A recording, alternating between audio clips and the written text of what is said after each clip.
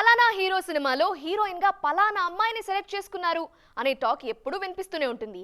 కానీ ఆ హీరోయిన్ ఏ హీరో సినిమాకి ఓకే చెప్తుంది, ఇద్దరిలో ఎవరిని సెలెక్ట్ చేసుకుంటుంది? ఇలాంటి డిస్కషన్ చాలా రేర్ గా జరుగుతూ ఉంటుంది.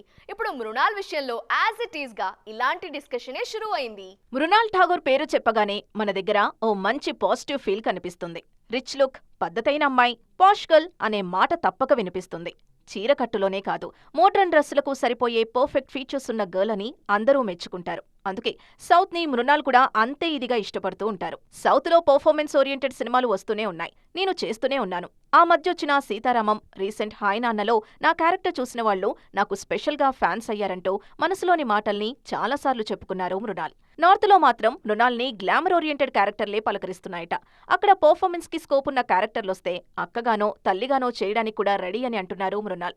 లస్ట్ స్టోరీస్ తో ఆల్రెడీ నార్త్ ఆడియన్స్ ని మెస్మరైజ్ చేశారు ఈ బ్యూటీ. మృణాల్ మనసు నార్త్ మీదుంటే సౌత్ మేకర్స్ మాత్రం ఆమె కాల్ షీట్స్ కోసం వెయిటింగ్ అని అంటున్నారు. త్వరలో అజిత్ స్టార్ట్ చేసే సినిమా కోసం మృణాల్ ని ట్రై చేస్తున్నారట మేకర్స్. ఆల్రెడీ శివకార్తికేయన్ సినిమా కోసం చర్చలు జరిగాయి. ఇప్పుడు సింబు సినిమా కోసం కూడా ఆమెను అడుగుతున్నారనే వార్తలు వినిపిస్తున్నాయి. ఆల్రెడీ ఆమె విజయ్ దేవరకొండ సినిమాతో బిజీగా ఉన్నారు.